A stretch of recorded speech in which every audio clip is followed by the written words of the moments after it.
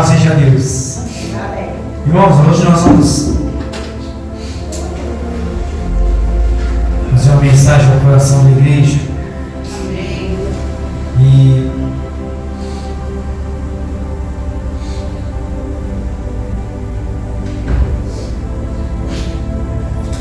vamos usar já o texto da mensagem aqui para os irmãos.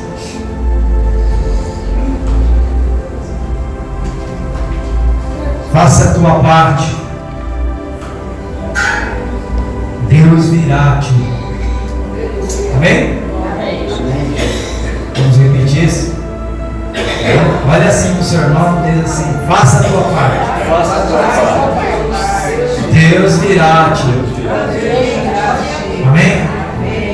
Louvado seja Deus. Irmão, lá no início do livro de 1 Reis, a gente observa o início do reinado do rei Salomão. Amém? Amém. E a gente observa que lá no capítulo 3, a partir do verso 5, é quando Deus faz a primeira visita a Salomão através de um sonho. Amém? Amém. Deus se revela a ele através de um sonho. Salomão se enche de graça, né?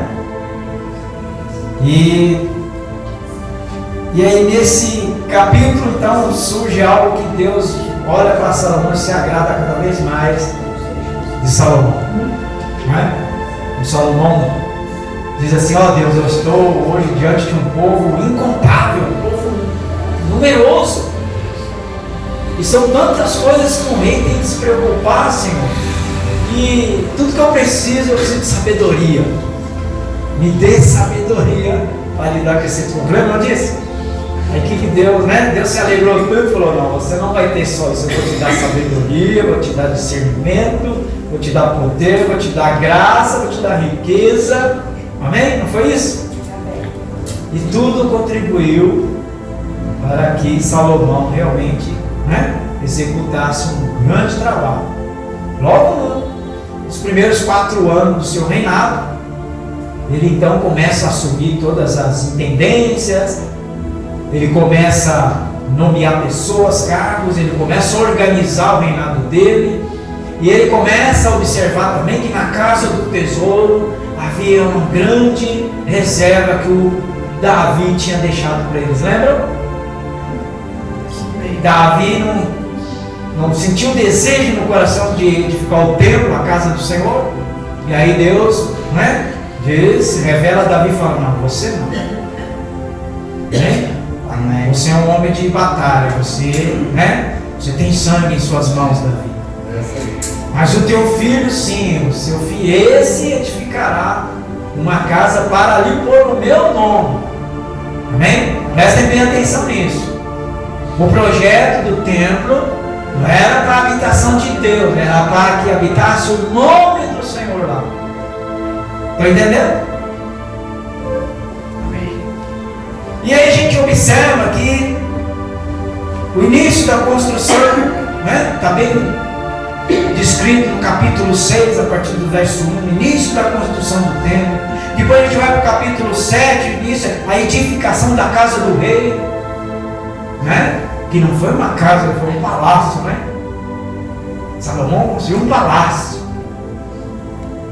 Depois a gente vê no capítulo 9, final das obras, né? Consagração do templo. E aí a gente observa que lá em 2 Crônicas, no capítulo 8, verso 1, tem lá algo dizendo assim: olha, após 20 anos, saiu Salomão a edificar as cidades. Amém? Amém. Então o que nós vamos ter que observar? Não vou ficar lendo a Bíblia aqui para que a gente entre na história. Amém? Você lembra que eu brinco com vocês e falo assim: irmãos, é tão gostoso a gente ler a Bíblia quando a gente assim, presta atenção na história, nos relatos, e a gente entra dentro. A gente entra na história, a gente começa a imaginar como é que era o tempo, como é que era o rei, como é que era até mesmo nas batalhas travadas, né, de Israel com tantos inimigos filisteus, com, né, os amalequitas. Se a gente ler a história e procurar imaginar e entrar na história, irmãos, fica tão mais gostoso a Bíblia. Fica tão mais gostoso a gente ler Bíblia, fica tão mais gostoso a gente receber as revelações de Deus para isso. Porque aí o nosso coração começa a se encher, não é só da palavra, não é só da história, do relato, começa a se encher da presença de Deus, porque a gente vê que em tudo Deus se fazia presente. Em tudo o nome do Senhor era louvado, era glorificado. Amém? Até mesmo depois do templo pronto, irmãos, né? Quando o sacerdote entrava ali, e pela lei, né, levítica, era pelos mandamentos, uma vez por ano, né? E ele ia lá para fazer o sacrifício pelo povo, pelo próprio sacerdote. Eram momentos tão incríveis na vida daquele povo. Então a gente observava que Deus se manifestava, ou seja, Deus não aparecia lá para ninguém. Deus não se revelava assim fisicamente, materialmente para ninguém, mas a presença, a unção, a graça, a glória de Deus habitava, né? E eram coisas tão incríveis que aconteciam. O povo sentia, o povo se alegrava, o povo adorava, o povo se derramava em adoração a Deus. Era algo assim tão profundo na vida daquele povo. Amém? Mas tudo isso, irmão, não impedia que acontecessem os erros. Não impedia que acontecessem os fracassos. Por quê? Porque além de ser um povo escolhido, um povo eleito, um povo seleto, era um povo também que havia a árvore genealógica. Amém? Havia os pecados.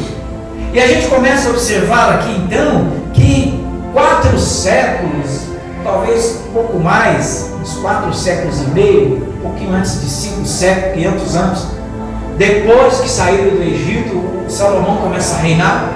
E olha que nesse intervalo, nesses 500 anos, quantas coisas aconteceram, boas e desagradáveis, né? E aqui então, no reinado de Salomão, ele está vivendo uma época maravilhosa, uma época de crescimento, de prosperidade, de paz, porque cessou as guerras, sumiram os inimigos que ameaçavam Israel no reinado de Salomão, tanto que ele convida o rei de Tiro e chama Irão, que era um rei de Tiro, de uma nação próxima que sempre gostou de Israel, sempre também acreditava no Deus de Israel, no Deus Todo-Poderoso, em Jeová.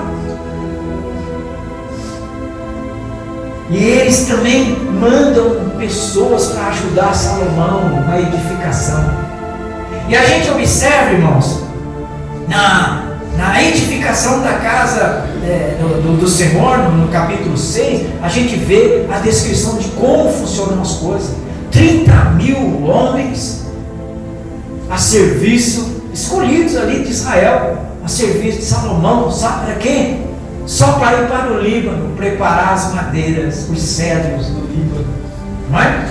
Então não era tão perto, não era assim como ir ali no centro de Osasco, não é? Era um pouquinho mais, era como ir daqui lá no Parelheiros, né? Então era bem distante, e 30.000 homens, e eles se revezavam de 10.000 em 10.000, organizadamente. E uns subiam os morros, as montanhas, e cortavam as lenhas, preparavam, e outros 10.000 carregavam. E tudo ali sendo colocado ali no local onde elegeram para fazer o templo. E também haviam 80.000 que só preparavam as madeiras, faziam os entalhos, os encaixes, todas as coisas necessárias para o revestimento do templo. E a gente observa, meus irmãos, que Salomão gastou 13 anos construindo o palácio dele, a casa dele. Então não foi uma estrutura fácil. 13 anos, né? No total dessas construções, tanto da casa do Senhor, do templo, e da casa do rei, o palácio do rei, 20 anos de trabalho, de obra. E a gente observa que durante esses 20 anos, irmãos, Desde lá do capítulo 3, vocês olharam aí, a partir do verso 5, que Deus em sonho fala com Salomão, se agrada do que ele, né, entra ali em comunhão com Deus, e Deus descreve como seria a construção, e Salomão se aplica nisso. Depois dessa visitação de Deus, 20 anos depois, é que Deus vai de novo visitar Salomão. Amém? Aí já é lá no capítulo 9, né? Deus volta a visitar o rei Salomão. Depois de 20 anos de trabalho, muito trabalho, para a construção da casa do Senhor e da casa do rei. Deus não visitou Salomão durante as obras. Ele não se manifestou a Salomão durante a dedicação do templo. Deus não se manifestou em momento algum a Salomão e nem ao povo, nem aos sacerdotes. Você não vê relata aqui que tinha algum outro sacerdote, algum profeta, dizendo: eis que assim diz o Senhor. Não, estava todo mundo envolvido numa grande obra, construção de um templo, para que habitasse o nome do Senhor, de Deus. Amém? E a gente, muitas vezes em nossas vidas, vou falar isso porque já aconteceu isso comigo, já pedi perdão a Deus pelas minhas queixas, pelas minhas dúvidas, porque depois de, sei lá, alguns meses, os primeiros anos de conversão, eu achava que Deus tinha que resolver tudo na minha vida. Eu achava que as orações tinham que ser todas atendidas. Amém? Eu cheguei em um tempo de dor, achar que Deus tinha que curar o meu pai, não podia deixar meu pai morrer. Deus dizia: o Senhor é Deus, o Senhor pode. Ele está arrependido dos seus descaminhos, dos seus pecados. Ele confessou o teu nome, ele confessou Jesus, que crê em Jesus. Por que o Senhor vai deixar ele morrer? Jesus não disse que aquele que crê em mim, ainda que morra, viverá. Então era dessa forma que eu me comunicava com Deus. Só que, e aí? O que eu estava construindo para Deus? Me fala, qual era a obra que eu estava envolvido que agradasse a Deus? Não. Amém? Havia um princípio de arrependimento, existia, mas existia muitos desconhecimentos ainda, existia ainda muitos lugares vagos no meu coração para Deus. Deus não tinha preenchido ainda totalmente a minha vida, a minha alma, não. Amém? Eu apenas estava me fazendo conhecer, mas Ele já me conhecia. Amém? Ou você acha que Deus já não conhecia o coração de Salomão antes dele nascer? Quando Deus olha para Davi e fala: não, Davi, você não, mas o seu filho sim, é que edificará uma casa para que habite o meu nome. Então Deus já conhecia, já sabia como é que ia ser o procedimento de Salomão. E Salomão dedicou os 20 anos nessa tarefa. Organizou tudo, botou tudo em ordem, botou homens, mais de 3.500 homens como chefes para cuidar de tudo, para que tudo desse certo, para que nada saísse errado, nada saísse do controle. E às vezes, irmãos, a gente está querendo receber a bênção de Deus, a visita de Deus, a glória de Deus, quer ver o milagre de Deus, mas a gente não tem nem o templo ainda pronto, não tem ainda nem o nosso templo espiritual, nosso templo interior construído. Nós nem conseguimos colocar os alicerces da nossa fé e da nossa esperança em Deus, e estamos exigindo de Deus as coisas, estamos querendo esperar de Deus as respostas, não é?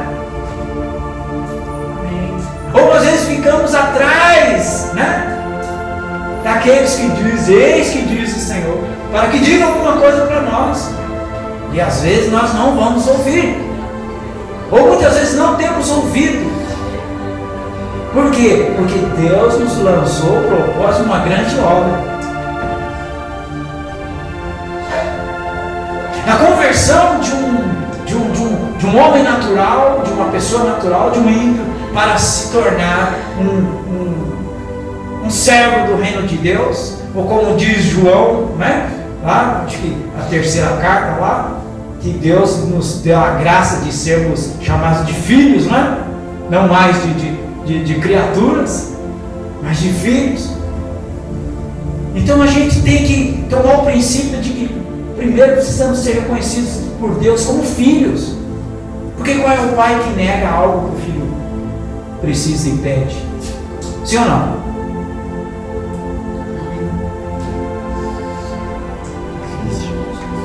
Não é? Nós como homens, né, carnais, pecadores, jamais daremos uma pedra para o nosso filho se ele pede pão. Imagine Deus, que é misericordioso, bondoso. O que ele mais não concederia para nós quando ele olha para nós e fala: ele está agindo como meu filho, ela está agindo como minha filha. Não tem como a gente desagradar o coração de Deus. Mas quando a gente vive nessa incerteza, nessa dúvida, quando a gente não está ligado num grande trabalho, numa grande obra da edificação do templo que deve, não é isso que o Novo Testamento nos revela? Que nós somos a habitação, amém? Dentro do nosso coração, dentro do nosso interior, na nossa alma, tem que habitar o nome do Senhor, amém? Amém. Se queremos compartilhar da glória, se queremos compartilhar da unção, da graça, da presença, então o nome dele tem que estar aqui, amém? Mas às vezes não. Às vezes dentro do nosso ser tem outros nomes, né? Tem outros nomes. E isso é que muitas vezes nos impede de avançarmos para a presença de Deus, avançarmos para as conquistas sobrenaturais da nossa vida. Então padecemos dores, padecemos fracassos, lutas. Algum tempo atrás eu brincava e dizia assim: poxa, é meio complicado quando a gente encontra aquele irmãozinho que a gente fala: e irmão, tudo bem? Aí você fica um tempo sem ver irmão, e quando você vê, você espera que ele diz: oh, que bênção, que eu estou também te vendo, que alegria te ver e tal. Mas aí o irmão, a primeira coisa que ele fala: ih, irmão, está uma luta, irmão. Está uma luta, irmão. O Satanás está tentando. Ai, irmão, mas Deus vai dar vitória, mas Deus vai dar vitória, mas Deus vai dar vitória. Então assim, aí, às vezes aquele encontro acaba se tornando até algo preocupante na nossa vida. Porque às vezes, aquilo em vez de trazer para nós uma imensa alegria, às vezes nos traz um momento de tristeza ou de dúvida. Porque às vezes a gente acha que ele é mais crente do que a gente. Sim ou não? Eu já olhei para outros irmãos e eu sempre imaginei que ele fosse mais crente do que eu. Porque parece, dá a impressão que ele ora mais, parece que ele conhece mais, parece que ele busca mais. Mas como Deus conhecia Salomão, como conhecia Davi, Deus sabia como é que o templo, amém? Como o templo iria surgir, como o templo ia trazer uma magnitude para o povo de Israel, a ponto de até mesmo a rainha lá da Etiópia, lá, a rainha de Sabá lá, se encantar e procurar saber: nossa, eu preciso ir lá conhecer a sabedoria desse homem, o grande templo que ele construiu para o Deus deles. E era algo grandioso para a época, não é? A primeira maravilha do mundo, acredito eu, foi o templo de Salomão. E aí a gente passa, irmãos, quanto tempo nessa dúvida? Nessa dúvida. Qual é a parte que nós estamos fazendo para que Deus venha até nós? O que é que precisamos fazer para que Deus venha até nós, nos visite? Mas não espere que Deus vá se materializar na sua frente, não é? Devemos falar: eu vi o homem de branco, eu vi o esplendor. Alguns dizem assim: eu subi lá no céu e vi tantas coisas. Eu mandei um videozinho de um relato de algumas coisas que aconteceram. com o povo africano, com alguns irmãos aí. Eu mandei para todos, para evitar uma confusão de informação, né? Eu mandei para alguns aí. As coisas terríveis que acontecem com essa história.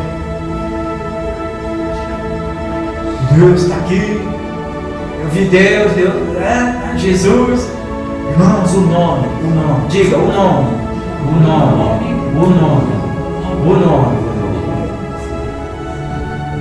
O meu nome que está lá será glorificado,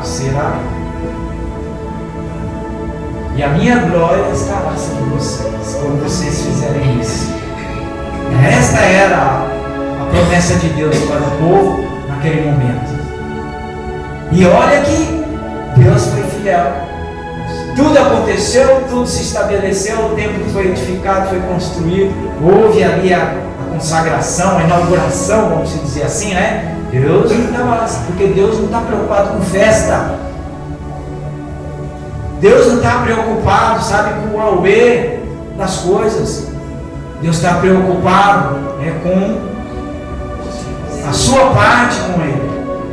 O que é que você tem feito? O que é que verdadeiramente você tem feito para chamar a atenção dele, para alegrar ele, para que ele olhe para você e diga assim: esse é um dos meus filhos. Depois do batismo de Jesus, qual é a voz que soou dos céus?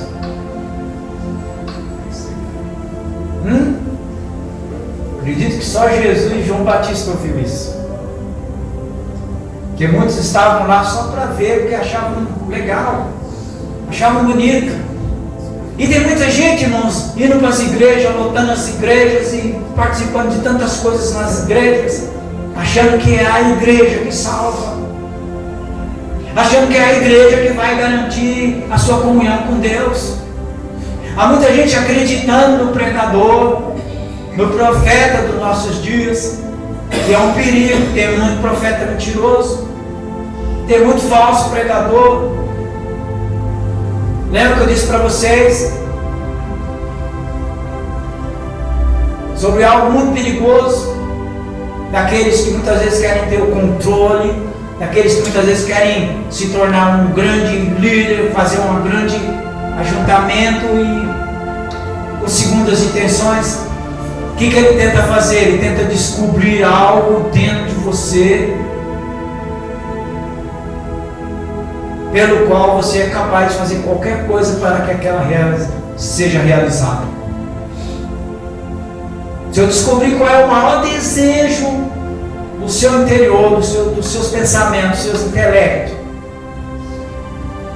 eu posso de alguma forma trazer uma manipulação, fazer uma manipulação verbal, ou uma ação, ou um trabalho, ou uma situação, criar uma situação para que eu te envolva e você acredite e seja conduzido por aquilo que é isso que está acontecendo na África, irmão. Qual é a situação da África? África Central, África Meridional? Pobreza, miséria, fome, corrupção.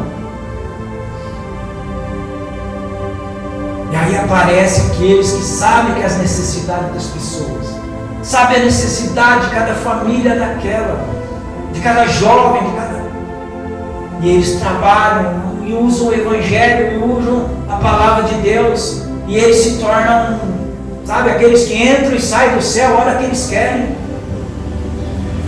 Eles vão e voltam, trazendo visões do trono de Deus para mostrar às pessoas. E olha que nem Salomão teve acesso.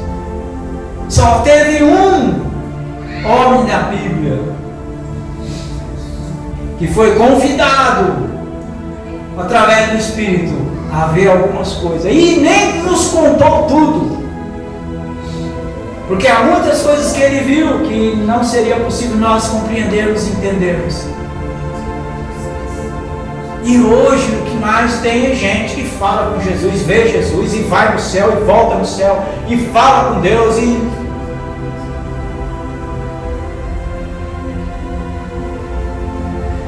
Então a gente precisa aprender aqui nesse momento da vida de Salomão, 20 anos, Deus não falou com Salomão, deu apenas um grande trabalho, uma grande obra para ele fazer. E sabe o que está acontecendo com a nossa igreja desde o Pentecoste? Um período de grande trabalho, de nós construirmos nossos templos espirituais, ajudarmos as pessoas a construir os seus templos espirituais dentro de cada uma delas, preparar o seu interior, preparar a sua alma, para não sermos enganados.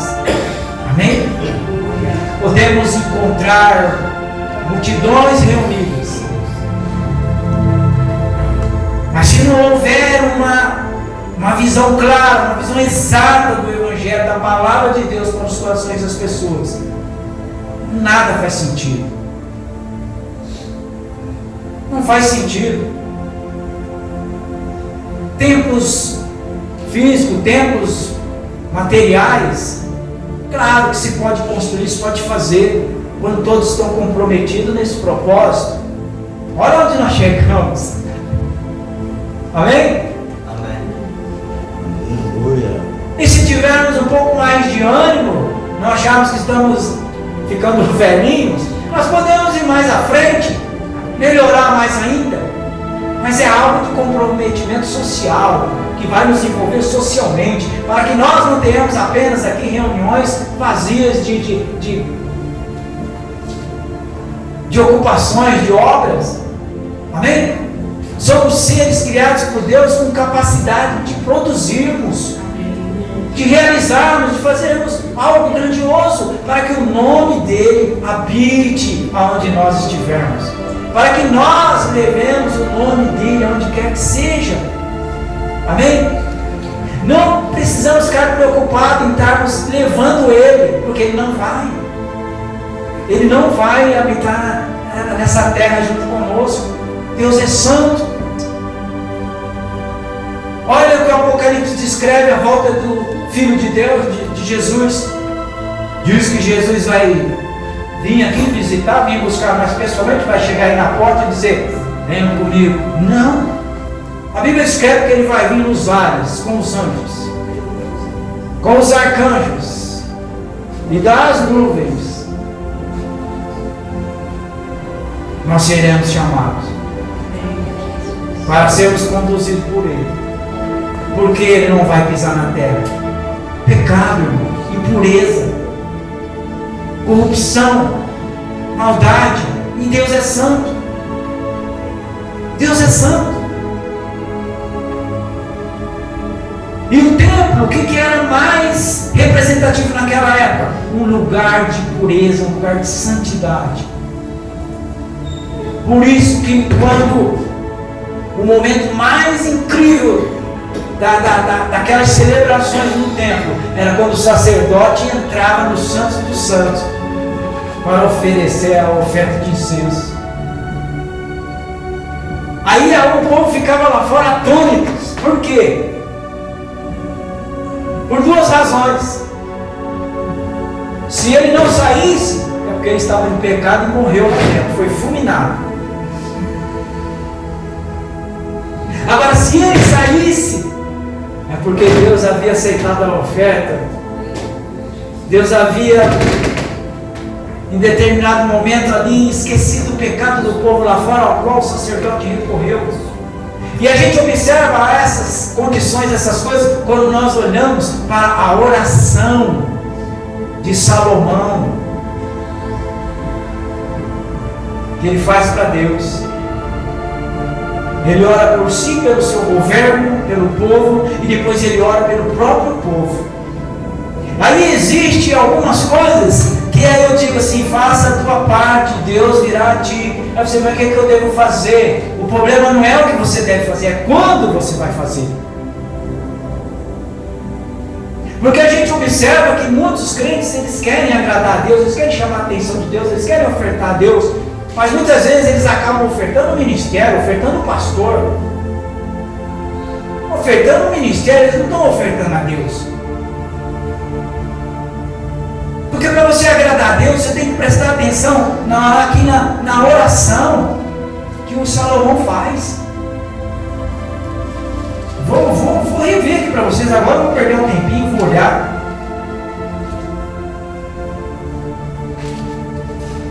No capítulo 8, a partir do verso 29, vai. Olha, para que os teus olhos noite e dia estejam abertos sobre esta casa. Amém? Salomão conversando com Deus, falando: ó, Senhor, com os seus olhos, né? Para que os seus olhos estejam sobre o templo, do qual disseste: o meu nome estará ali, para ouvires a oração que o teu servo fizer neste lugar. Aí Salomão está conversando com Deus, falando: o Senhor falou, os seus olhos vão estar aqui, toda vez que eu vier aqui e orar pelo povo, o Senhor vai estar prestando atenção. Ouve, pois, a súplica do teu servo e do teu povo de Israel, quando orarem neste lugar. Também ouve tu no lugar da tua habitação, nos céus. Ouve também e perdoa. Amém? Então aqui a Bíblia não está dizendo que Deus ia descer lá no templo, ia estar lá dentro do templo para estar ouvindo, não. O nome dele. O nome dele. Amém? Ou seja, toda a devoção, toda a adoração a Deus seja dada ali. No lugar santo, na pureza, né? E ele está falando: eu estarei de olho. Aí o Salomão estava falando. Aí, olha só.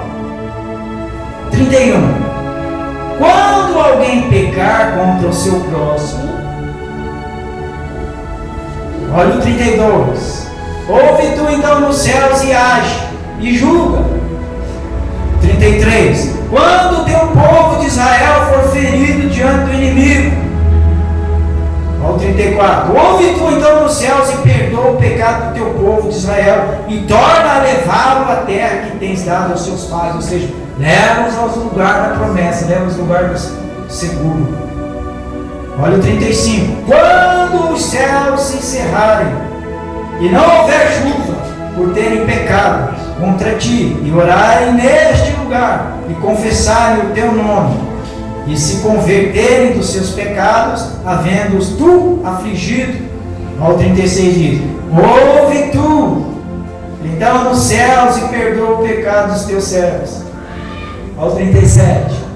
Quando houver fome na terra, quando houver peste, quando houver queima de searas, né, plantações, ferrugem, gafanhotos ou pulgões, quando o seu inimigo cercar a terra das suas portas, ou houver alguma praga ou doença.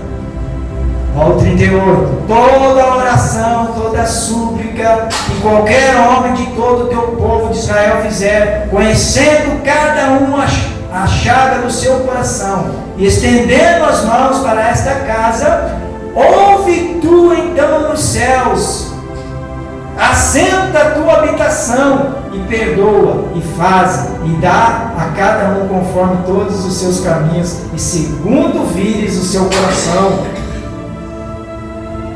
Entende como Deus, lá do alto dos céus, Ele olha e vê, e quer ver até onde você vai. Ele quer ver se nos momentos aqui, olha quantos quando aqui, né?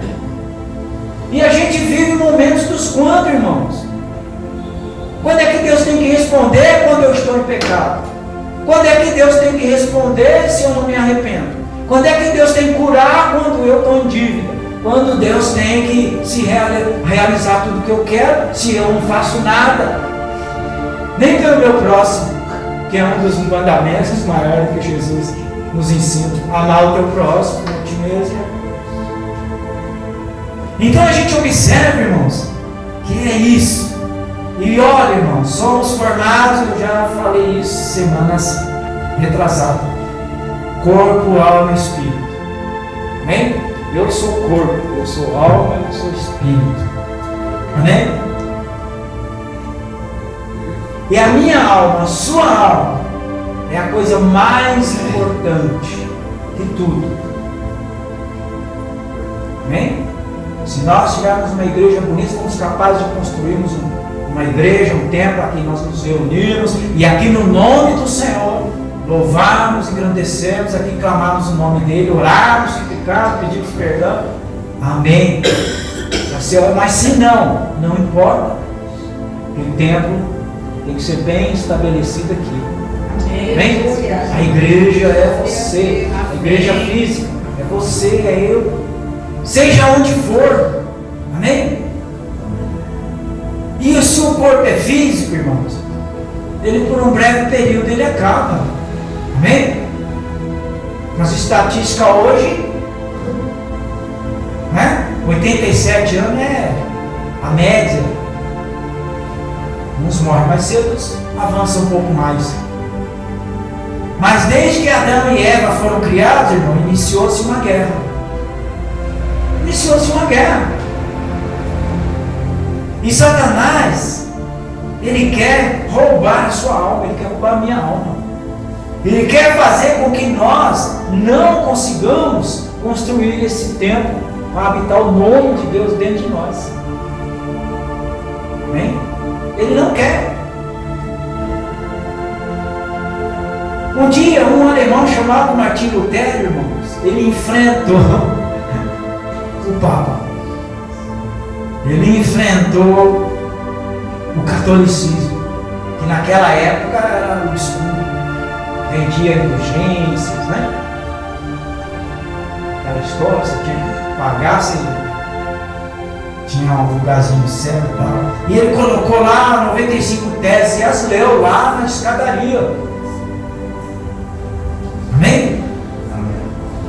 E o que é que o teor principal de todas essas teses? Você não é salvo porque simplesmente você acredita numa igreja. Você não é salvo porque você serve um pastor. Você não é salvo porque você faz grandes obras na igreja, porque você dá maior oferta, você dá maior dízimo. Você não é salvo por isso. Você é salvo se você desenvolver a fé em Jesus Cristo e fazer com que o nome dele habite dentro de você. Filho de Deus. Se você for capaz de edificar um templo dentro de você, aí sim você está propenso a alcançar a vitória. John Wesley, uma vez, também, irmãos, lá na Inglaterra, enfrentou lá os cardeais, os arcebispos lá, e falando sobre a salvação através da fé. Sabe o que aconteceu? Expulsaram ele da Inglaterra. Deram uma chance para ele. Você sai, você vai para fora. Amém? Aí a gente observa, irmãos, que 1 Reis, como nós já lemos aqui, no versículo 27, 8, 27, Deus habitaria na terra, né? Há uma pergunta aí. Os céus não, se nem os céus podem conter toda a grandeza de Deus, diz que Ele é tão imenso, que se Ele tivesse que se tornar em algo material, em algo físico, nem os céus dos céus poderiam conter, ou seja, Ele não caberia em tudo isso, quanto mais na terra. Amém? Mas o nome dele sim, o nome dele pode avançar por gerações sobre essa terra. Amém? Por quê? Porque ele não vai estar preso simplesmente num tempo, porque chegou uma época em que o nome dele não poderia estar mais naquele tempo. Era a hora do nome dele, era a hora da fé, o povo de Israel ter chegado a um ponto de comunhão com Deus, com o Pai, e eles terem ele no coração, gravado no coração, como diz o salmista. Guardei a tua palavra no meu coração para não pecar contra ti.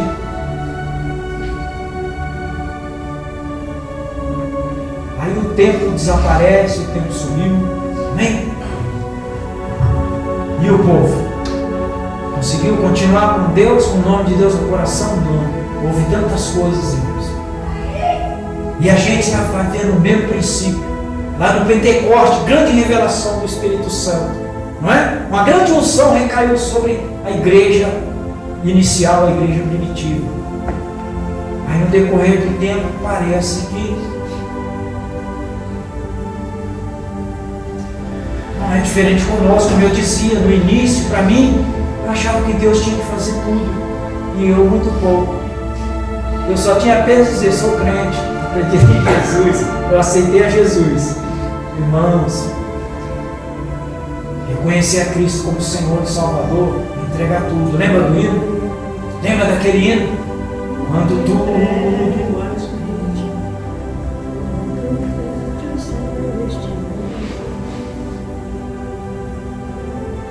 tudo deixares no altar. Para nós encerrarmos, irmãos, versículo 28 do capítulo 8 diz assim, ó, volte-te, né? Ou mova-te, né? Mexa-se, manifeste-se, pois para a oração do teu povo e para a súplica ao Senhor meu Deus, para ouvires o clamor e a oração que o teu servo hoje faz diante de ti. Aí o 29 diz, para que os teus olhos noite e dia estejam abertos sobre esta casa. Bata assim, ó, fala, esta casa. Amém?